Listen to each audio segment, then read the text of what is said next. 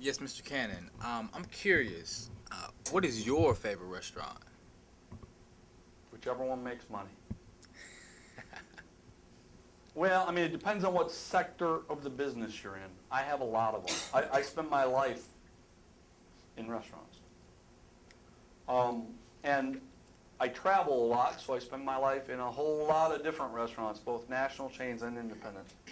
I can tell you the restaurants that the general public spends time making negative comments about, those restaurants are usually big. They're usually highly successful. Let's talk a little bit about McDonald's.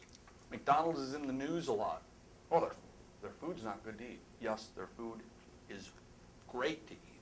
Actually, McDonald's has some of the highest quality food products in the land. They buy the best beef, the best potatoes, the best tomatoes, the best lettuce, the best pickles. But see, where they're catching it from government and from the media is it's fast food, so they're frying it. Think about this. If that beef wasn't great and they were frying it, this thing would be that big around. But it's not. They go through a very complex process to make sure that this food is great.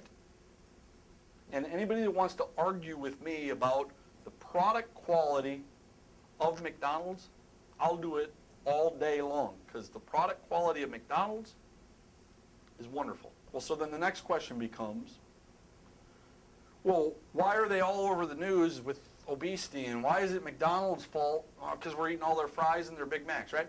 McDonald's Big Mac didn't make you fat. An apple did. An apple makes you fat.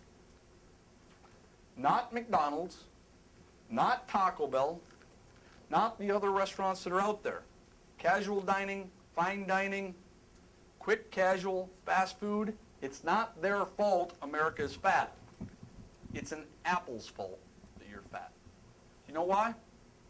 Because there's this little thing called an Apple computer that was made years and years ago. Of course, there's ESPN 24 hours a day, so I don't have to play the game anymore.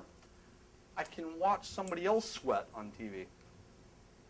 See, I don't have to do too much because I can hang around on my 56-inch big screen TV. I don't have to get up and change the channel. I just boom, boom, boom, boom. I can go to my computer programs. I can play all kinds of games. I can look at all kinds of websites. People don't even spend the energy to go ask a girl out anymore. They can do it on the internet with a click of a button.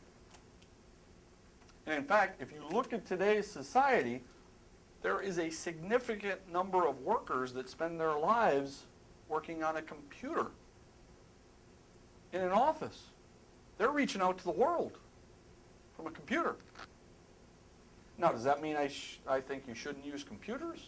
No. But the point I'm telling you is, it's not the restaurant's fault. It's the fault of the fact that we as a country, we as a people, we as a world, have found a way to be lazy. We don't have to physically work anymore. We can just easily hang around.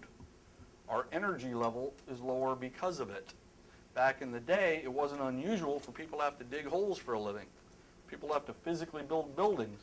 People have to actually go out and ask a girl on a date, open the door, get up and change the channel, physically do what had to happen. And now our government wants to sit here and get us to believe that, well, it's McDonald's fault. No. Trust me, I know food.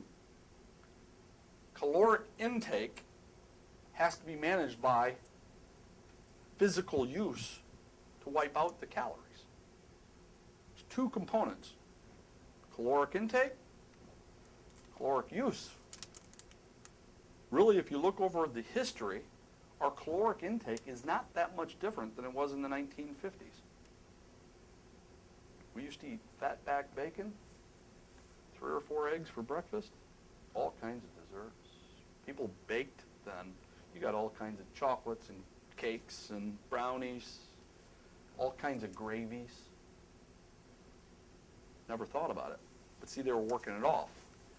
Now, the caloric intake is not that much different, but we're not working it off.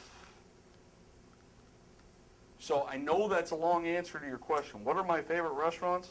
All of them. I love them, man. I don't know how we could possibly be in a situation if we didn't, without restaurants. If we didn't have restaurants, we'd be in trouble. I'm not sure what you would do. Would you carry your lunch back and forth in a brown paper bag? This country's moving. The rest of the world is moving, 100 miles an hour. We have to have restaurants to sustain us. There's no way around it.